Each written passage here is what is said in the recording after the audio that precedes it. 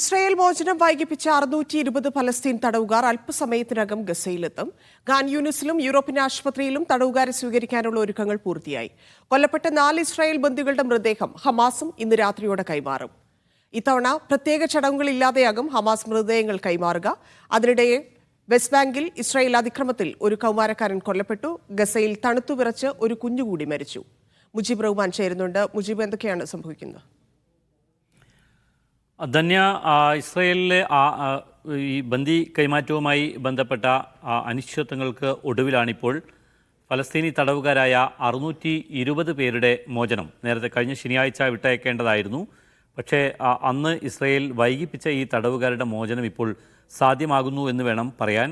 അല്പസമയത്തിനകം, അതായത് ഇസ്രയേൽ സമയം രാത്രി 10 മണിയോടുകൂടി ഈ തടവുകാരെ ഗസയിൽ എത്തിക്കും. ഗസയിലെ ഖാൻ യൂനിസിലാണ് ഇവരെ സ്വീകരിക്കാനുള്ള ഒരുക്കങ്ങൾ ഇപ്പോൾ നടന്നു വരുന്നത്. അതായത് യൂറോപ്യൻ ആശുപത്രിയിലേക്ക് ഇവരുടെ ആരോഗ്യ പരിശോധനയ്ക്കായി അവരെ പ്രവേശിപ്പിക്കുമെന്നുള്ള വിവരങ്ങളാണ് പുറത്തു വരുന്നത്.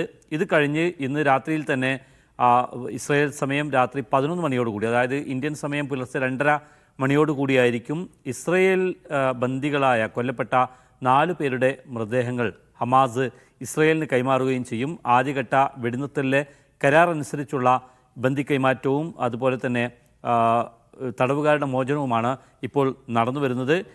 ഈ അവസാന നിമിഷത്തിലും ഈ കരാറിൽ ചില മാറ്റങ്ങൾ ഉണ്ടായേക്കാനുള്ള സാധ്യതയും ചില ആശങ്കകൾ ഉയരുന്നുണ്ട്. ആദ്യം ഈ മൃതദേഹങ്ങൾ കൈമാറിയാൽ ശേഷം മാത്രമേ തടവുകാരെ മോചിപ്പിക്കുകയുള്ളൂ എന്നുള്ള തരത്തിലുള്ള വിവരങ്ങൾ ഇസ്രായേലിൻ്റെ ഭാഗത്ത് നിന്ന് വരുന്നു. അത്തരം വാർത്തകൾ ഇസ്രായേലി മാധ്യമങ്ങൾ ഇപ്പോൾ പുറത്തുവിടുന്നുണ്ട്. ഏതായിരുന്നാലും ഇന്ന് രാത്രി തന്നെ ഈ ബന്ദി കൈമാറ്റവും അതോടൊപ്പം തടവുകാരുടെ മോചനവും നടക്കുമെന്നാണ് അറിയുന്നത്. അതോടൊപ്പം തന്നെ വെസ്റ്റ് ബാങ്കിൽ വലിയ തരത്തിലുള്ള അതിക്രമങ്ങൾ നടക്കുന്നു. ഒരു കൗമാരക്കാരൻ കൊല്ലപ്പെട്ടിരിക്കുന്നു. 50-ലധികം ആളുകളെ ഇസ്രായേൽ തടവിലാക്കിയിരിക്കുന്നു. നേരത്തെ വിട്ടയക്കപ്പെട്ട തടവുകാരും ഇക്കൂട്ടത്തിലുണ്ട്.